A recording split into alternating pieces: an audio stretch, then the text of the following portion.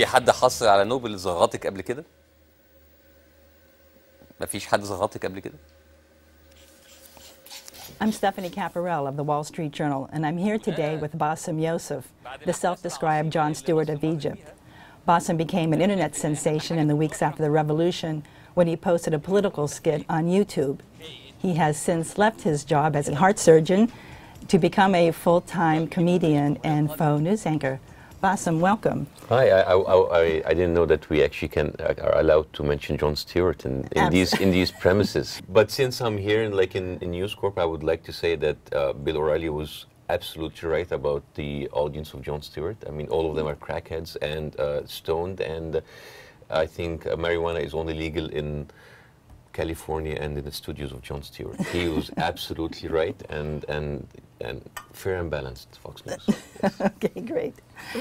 And you have to explain, though, to our Wall Street Journal audience how you left your career. I didn't actually leave my career. I'm still a member of faculty. I'm still a heart surgeon. I don't practice as much, and what I do now is I raise money to my department. Oh.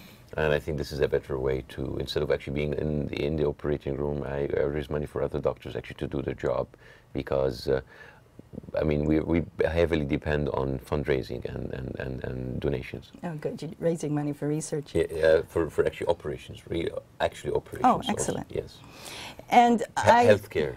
I mean, we don't have Obama. And I saw that you were stopped in the streets of Times Square by your fans, and I heard that's been happening around New York. Were you surprised when you came here that you would have recognition? Egyptians are everywhere. We are actually infiltrating New York, and I think we are. This is some sort of an invasion. So I would like to tell New Yorkers that they are not safe. There are Arabs and Egyptians everywhere, and it's in your food, halal food. These are usually Egyptians who are having a plot to infiltrate American culture through their hot dogs. Well, they look like Americans to me, which brings us to your work here. We look like normal people. Okay. So you've been in the shooting in America for 31 days, a new program. Tell us about your program. It's a program called America in Arabic.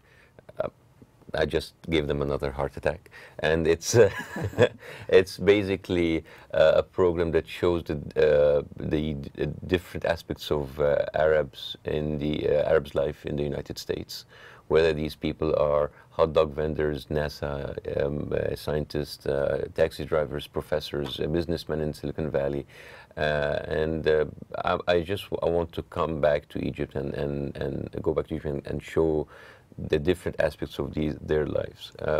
We are in a world that suffers basically from stereotyping.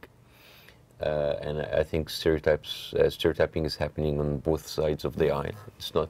I mean, we have America has their own. Americans have their own stereotypes about other people, and I think that other people have their own stereotypes about America and their own nationals inside the United States and the West in general.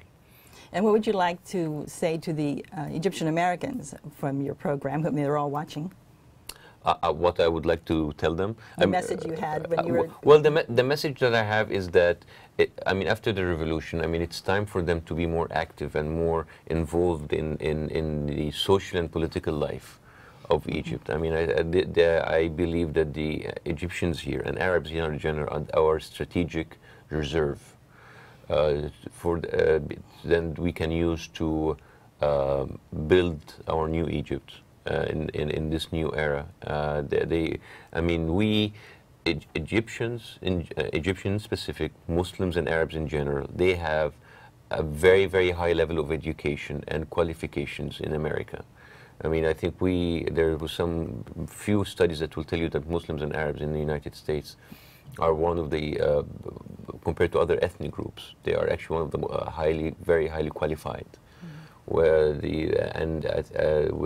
there has been a brain drain throughout the years because Egypt was not a very hospitable place for these people, and they came here to the States to find out their alternative ways of living or a different place for living. And now it's time for them actually to come back and help us to rise. Well, we're going to look forward to you sending us some clips from your show. Thanks a lot for coming. Thank you very much.